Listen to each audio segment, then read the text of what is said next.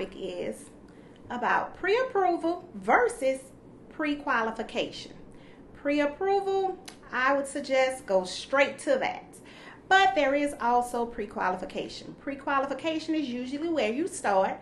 Pre-qualification is just going online, giving some general information about your income and your finances. Then they will actually send you a pre-qualification letter just going off of what you put into their system. Pre-approval is underwriting, looking over everything, saying that you are pre-approved for a certain amount, and they actually lock you into a rate, and at that point you are pre-approved. It's always good when you're going up against other people with a pre-approval for you to have a pre-approval and not a pre-qualification letter. Pre-qualification letter is just like, oh, you went online and you just put some information in. Okay, versus this pre-approval, they have actually sat down, looked over your documentation, they have your check stubs, they have your credit report, they have everything, so they're making a better decision as far as how much you can actually afford for a home. So, would I say get pre-qualified or pre-approved? If you ask me, pre-approval is the way to go. Okay, I know a lot of you all might have some questions. Actually trying to find out what you need in order to do this. So, do you have to fill out a mortgage application? For pre-qualification, it's a no. For pre-approval, it's yes. So yes, for a pre-approval, which I highly suggest, a pre-approval, you should fill out a mortgage application. Another question you all might have, do you have to pay an application fee?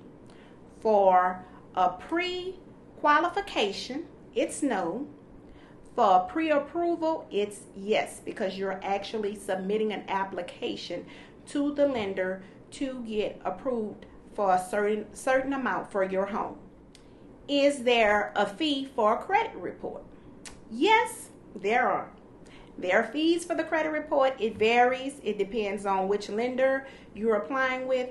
You will have to pay that up front, and that is for pre-qualification and pre-approval. They usually just run it once, and then they check it again before you actually go to closing. But there is a fee associated with it one time.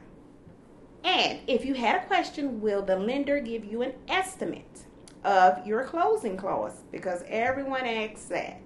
And that will be after you actually choose a house. You actually have to know how much the house that you like for your family is going to cost prior to you getting an estimate of what you actually have to pay.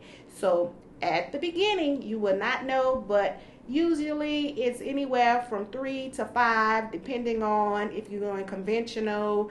Different loans is different percentage. But the lowest is 3, the highest I've seen is 15%. So that should help you on that part. Okay, your next question might be about lender interest rates. Okay, your interest rate is something that comes from the market. So if your interest rate today might be 5%, but if you don't close to next week, it might be 7%. So it fluctuates up and down. So that will not actually be locked in when you put in an application to get a pre-approval. And it's definitely not locked in when you do a pre-qualification. So don't let that information that I just gave you go down the zinc.